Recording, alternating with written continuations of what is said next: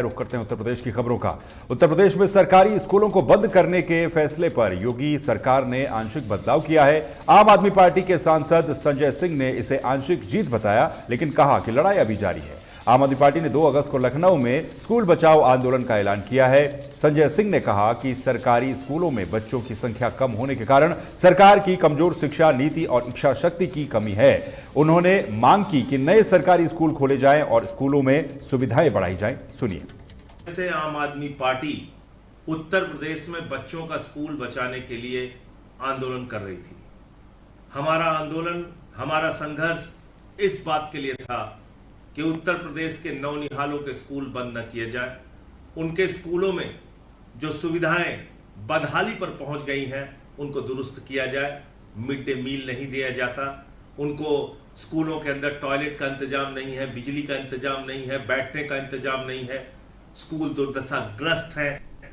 लेकिन सरकार ने एक अन्यायपूर्ण फैसला लिया स्कूलों को बंद करने का और उनको दूसरे स्कूलों में विलय करने का। और यह स्कूल विलय का फैसला बहुत ही खतरनाक था।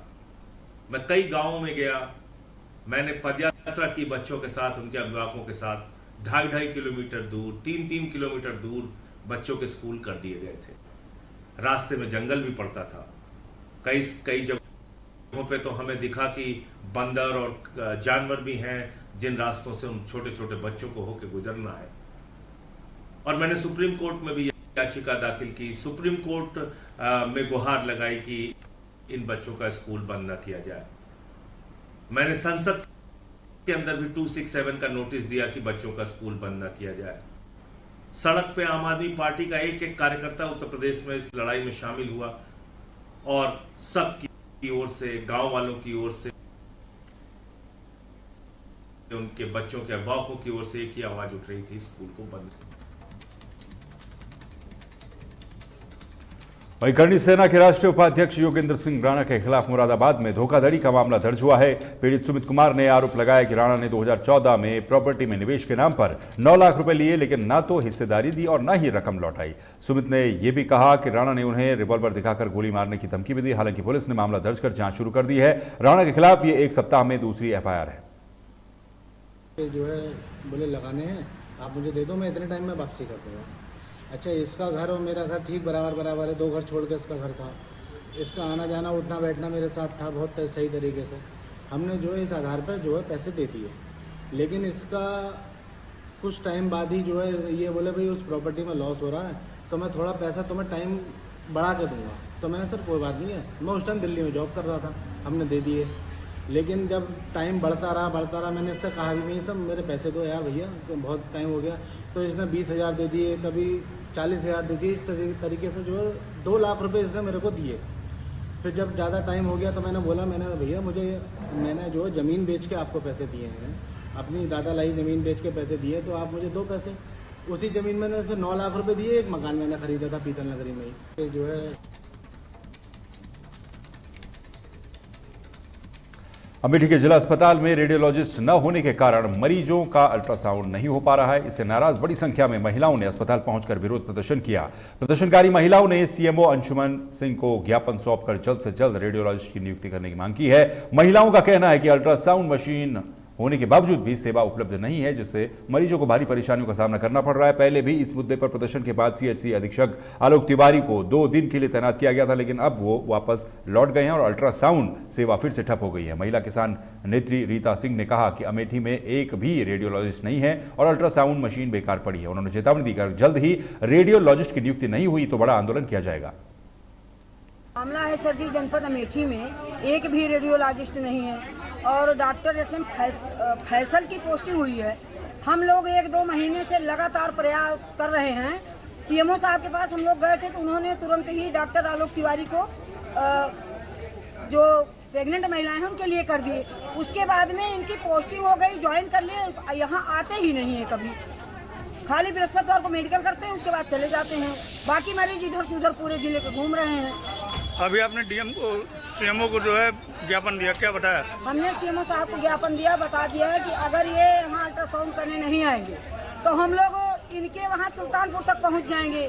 और सबसे बड़ी मुसीबत की बात ये है कि जनपद का दुर्भाग्य है कि इसी जिले के स्वास्थ्य राज्य मंत्री हैं, उसके बावजूद जनपद अमेठी में एक भी रेडियोलॉजिस्ट नहीं है। जिला चिकित्सालय में एक रेडियोलॉजिस्ट की पोस्टिंग हुई है, वो खाली बृहस्पतिवार को खाली मेडिको लीगल करने आते हैं, बाकी आते नहीं हैं। आज हम लोग आए हैं, सीएमओ साहब ने कहा है कि अभी आएंगे, डॉक्टर साहब ने खुद भी कहा कि हम आएंगे, और नहीं आएंगे तो फिर आगे देखा जाएगा।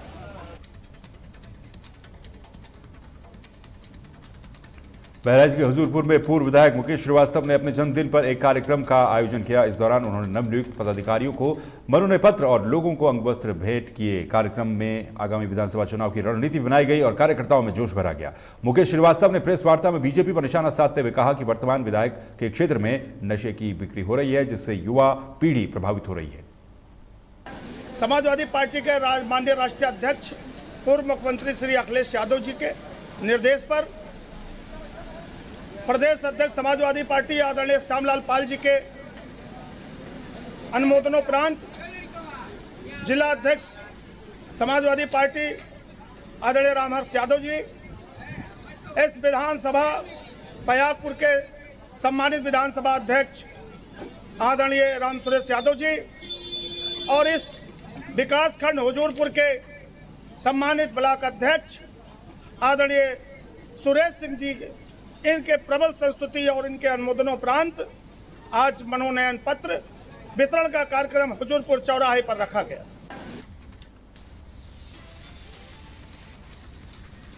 पीलीभीत के गांधी सभागार में दिव्यांगों की समस्याओं के समाधान के लिए मोबाइल कोर्ट का आयोजन किया गया।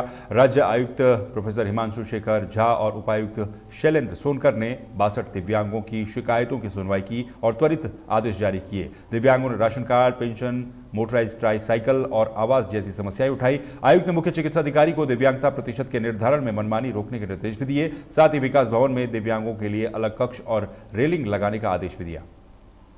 शाहजहाँपुर में शुरुआत की हमने, उसके बाद बदायूं है, कल हम बरेली थे और आज पीलीभीत में मोबाइल कोर्ट का आयोजन किया जा रहा है। आज के इस कोर्ट में अभी तक तकरीबन 45 दिव्यांग साथियों के प्रकरण पर सुनवाई की जा चुकी है।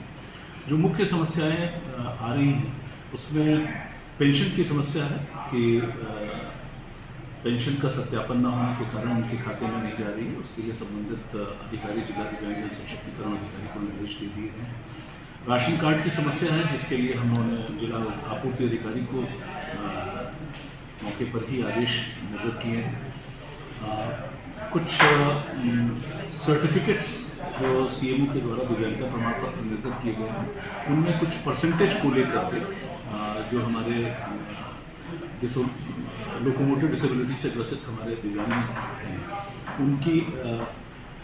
उनका अनुरोध था कि उनकी परसेंटेज को बढ़ाया जाए, उनके साथ न्याय नहीं। नेपाल से सटे बहराइच जिले में धर्मांतरण का एक और चौंकाने वाला मामला सामने आया है। प्रेम जाल में फंसाकर और फिर धर्मांतरण करवाकर लड़कियों की जिंदगी बर्बाद करने का यह सिलसिला रुकने का नाम नहीं ले रहा है। हाल ही में एक हिंदू युवती, जिसे रीमा के नाम से जाना जाता था, उसको बहला फुसलाकर उसका धर्म परिवर्तन कराया गया और उसका नाम तैयबा रख दिया गया। यह घटना बहराइच के हुजूरपुर थाना क्षेत्र की है। रीमा की मां सुशीला ने बताया कि उनकी बेटी को मुंबई के एक मुस्लिम युवक तारिक ने प्रेम जाल में फंसाया। 3 मई को तारिक ने 2 अन्य युवकों की मदद से रीमा को अगवा कर लिया था। पुलिस ने सुशीला की तहरीर पर मुकदमा दर्ज कर तीनों आरोपियों को गिरफ्तार कर जेल भेज दिया है, जबकि रीमा को नारी निकेतन भेज दिया गया है। पीड़ित परिवार ने मुख्यमंत्री से इस धर्मांतरण गैंग के खिलाफ कड़ी कार्रवाई करने की गुहार लगाई है, ताकि भविष्य में कोई और बेटी इसका शिकार न हो सके। बाबा, हमारी बेटी को वापस गिरा दीजिए, नहीं हम पूरा परिवार मर जाएंगे। ये भी बाबा आपसे हम हाथ जोड़ रहे हैं कि हमारी बेटी को हमें दे दीजिए, नहीं हम मर जाएंगे पूरा परिवार। हमारे बहन को एक तारिक नाम का लड़का जो कि मुस्लिम है, और वो उसको 3 मई को भगा ले गया है और भगा ले जाके उसका मदरसे में उसका धर्म परिवर्तन कराएगा। लड़की का नाम दीपाली था, दीपाली से उसका नाम ताइबा रखा गया है।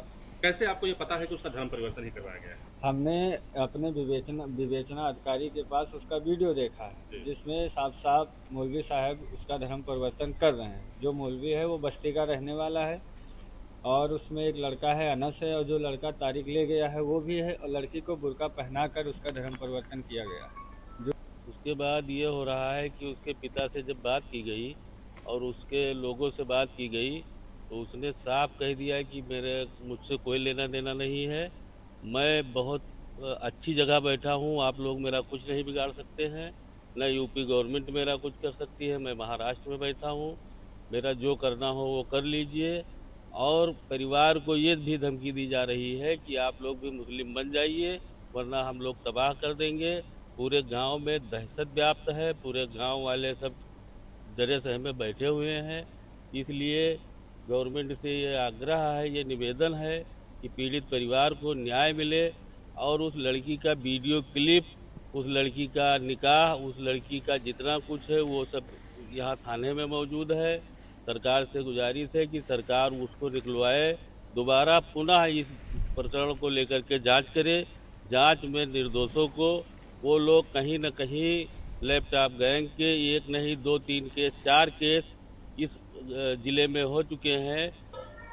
नहीं सर, ऐसा तो नहीं है। ये सब जो भी अफवाहें हुई हैं ये सब गलत हुई हैं, ऐसा कुछ भी नहीं है। मेरे स्कूल का टाइम सर सुबह 8 से 1 बजे तक है। बच्चियाँ इलाके की आती हैं और फिर पढ़ के सब चली जाती हैं। क्या इस मदरसे में कोई तलवार जरूरत है? क्योंकि अक्सर लोगों का कहना यह है कि रात में भी ये मदरसा खुलता है। नहीं सर, ऐसा नहीं है, कोई बच्चे नहीं, हम लोग खुद नहीं रुकते हैं। आरोप ये भी है कि छांगुल बाबा के द्वारा जो है आपके मदरसे में पैसा लगाया गया। उनको हम जानते ही नहीं है सर, न्यूज़ वगैरह में हम भी देखे हैं, कुछ पता ही नहीं है वो कैसे क्या है। जौनपुर के नेवड़िया थाना क्षेत्र में यूनियन बैंक के वक्रांगी संचालक अविनाश पटेल और अभिषेक पटेल से नकाबपोश बदमाशों ने हथियार के बल पर 9 लाख रुपए लूट लिए। घटना गुरुवार देर रात हुई जब वो अपने घर वापस लौट रहे थे। फिलहाल पुलिस ने मौके पर पहुंच करके जांच शुरू कर दी है। आज दिनांक 31 जुलाई को नेवड़िया थाना क्षेत्र में बाइक सवार अज्ञात बदमाशों द्वारा बैग छीनने की घटना कारित की गई है। इसमें अविनाश पटेल और अभिषेक पटेल 2 व्यक्तियों के साथ ये घटना कारित हुई है। ये दोनों CSC सेंटर चलाते हैं। इनके द्वारा अवगत कराया गया है कि बाइक सवार 3 बदमाश थे जिनके द्वारा ये बैग छीनने की घटना असलहे के बल पर कारित की गई है। इसमें तत्काल वरिष्ठ अधिकारी द्वारा मौका मुआयना किया गया है तथा अभियोग पंजीकृत करते हुए पुलिस अधीक्षक महोदय के निर्देशन में 4 टीमें गठित की गई है। जल्द ही टीमों के संयुक्त प्रयास से घटना का अनावरण किया। आज दिनांक फतेहपुर के मलवा ब्लॉक में गाजीखेड़ा से बकौली जाने वाली सड़क की खराब हालत से परेशान ग्रामीणों ने खुद मरम्मत का काम शुरू कर दिया है। इस सड़क पर बड़े बड़े गड्ढों के कारण स्कूल जाने वाले बच्चे अक्सर घायल हो जाते हैं। प्रशासन और जनप्रतिनिधियों की अनदेखी से तंग आकर सुखनंदन खेड़ा के ग्रामीणों ने गड्ढे भरने का काम शुरू कर दिया। इसका वीडियो भी सोशल मीडिया पर वायरल हो रहा है।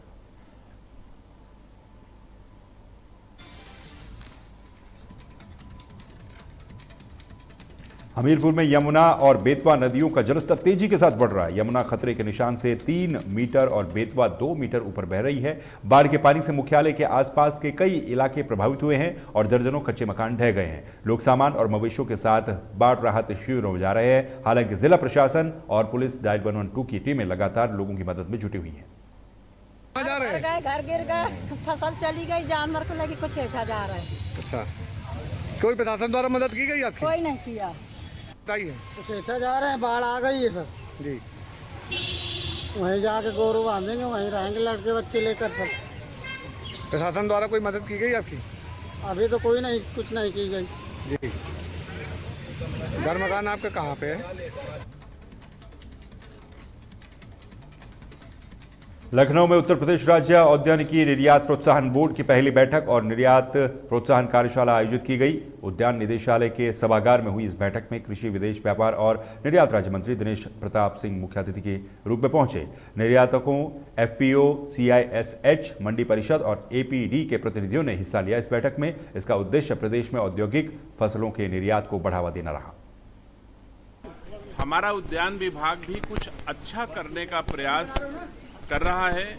उत्तर प्रदेश के यशस्वी मुख्यमंत्री आदरणीय योगी आदित्यनाथ जी के $1 ट्रिलियन इकोनॉमी की ओर बढ़ने के लिए हमारा उद्यान विभाग भी प्रयास कर रहा है और इसी उद्देश्य से आज एक ऐसी कार्यशाला का आयोजन किया गया है जिसमें हमारे राज्य के गांवों में जन्मे लोगों को भी एक्सपोर्ट जैसी चीजें करने का, कुछ अच्छे नवाचार करने। मुरादाबाद के डीएम अनुज सिंह ने सपा के पूर्व नेता मुलायम सिंह यादव को 1994 में आवंटित कोठी का आवंटन रद्द कर दिया। सिविल लाइंस की ये कोठी 250 रुपए मासिक किराए पर दी गई थी और वर्तमान में सपा का जिला कार्यालय इसमें चल रहा था। डीएम ने सपा को 30 दिन में कोठी खाली करने का निर्देश दिया है। उन्होंने कहा है कि मुलायम सिंह की मृत्यु के बाद नामांतरण की कोई कार्रवाई नहीं हुई है और शासकीय हित में कोठी खाली कराना जरूरी है। निगम के जो भवन है उस पे यहाँ पे जिला समाजवादी पार्टी कार्यालय को किराए पे कई वर्षों पहले यहाँ पे दिया गया था और जैसा कि हम जानते हैं कि जो नगर निगम के जो भवन होते हैं जो 15 वर्ष मैक्सिमम किराया के देने का प्रावधान है और साथ ही साथ जो आज्ञा हमें प्राप्त हुई थी उसके अनुसार जो ये भवन है, क्योंकि अब अधिकारियों की संख्या लगातार बढ़ रही है तो इस भवन की आवश्यकता विभाग के प्रयोजन हेतु भी हमें आवश्यक है।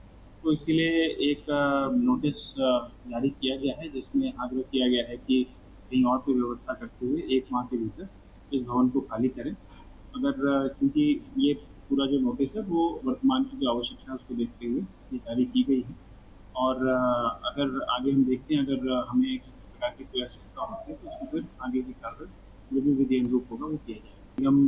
अमरोहा के सैद नगली क्षेत्र में देहरा मिलक गांव में एक छात्रा ने ब्लैकमेलिंग से तंग आकर फांसी लगाकर आत्महत्या कर ली। छात्रा रुचि ने अपने हाथ पर लिखे सुसाइड नोट में अरुण और सुशील नामक युवकों पर वीडियो वायरल करने की धमकी देने और शारीरिक संबंध बनाने का दबाव डालने का आरोप लगाया है। फिलहाल पुलिस ने शव को पोस्टमार्टम के लिए भेज दिया और जांच शुरू कर दी है। क्या मामला हुआ? लड़के ने इतना ज्यादा टॉर्चर करा और क्या नाम है, अब सब तो बोले पैसे मांग रहे थे, अनुज को क्या नाम है पैसे दे दे तो हम दबा लेंगे, इस टाइप की बात थी। और गजरोले भी इन्होंने मतलब इनके साथ बदतमीजी करी थी 1 साल पहले बाल खींचे और क्या नाम इनकी टांग में चोट भी आई, ये भागे जैसा भी म्यूरी मार के बैठी।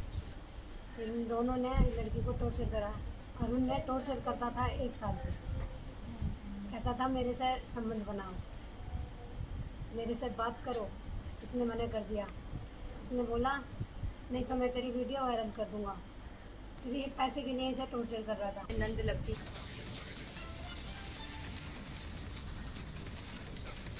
उत्तर प्रदेश की खबरों में फिलहाल के लिए बस इतना ही। बाकी खबरों के लिए आप बने रहिए तहलका डिजिटल के साथ। नमस्कार।